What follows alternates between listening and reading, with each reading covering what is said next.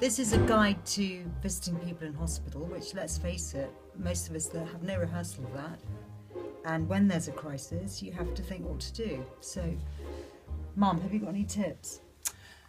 I think the first tip is to accept the fact that you're going to be absolutely exhausted.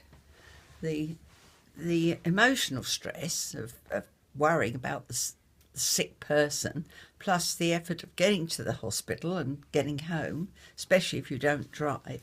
And even if you drive, when you get there, the car park's full, might involve a long walk.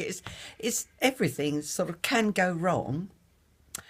But of course, the encouraging thing is that if you're lucky and so on, I'm nothing but praise for our local health service, you see the person getting well. But those first few days or the first week can be exhausting and extremely stressful.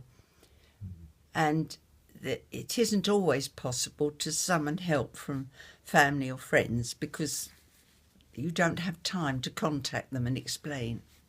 Well, family, of course, you must let know. But So can you give us some tips? I mean, I was up here with you when Dad was taken ill. So one of the things I thought was very important, but I obviously am a complete beginner at this, I thought it was very important to tell everybody what was happening, but not to alarm them. So have you got any tips on that? Well, not really. I think you can only tell people the truth. You must be truthful. Of course, sometimes the staff and doctors are not exactly untruthful, but they smooth things over because they don't want to alarm you and they don't want another patient collapsing in tears or something.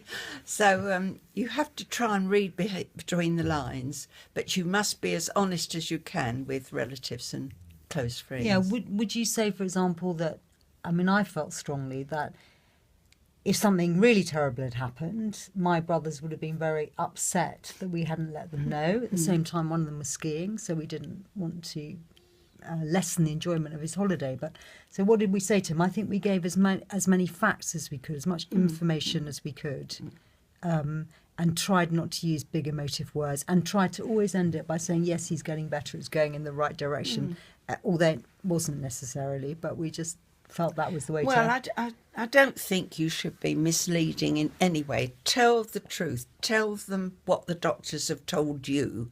Don't say what you think's happening. You must just be honest with them.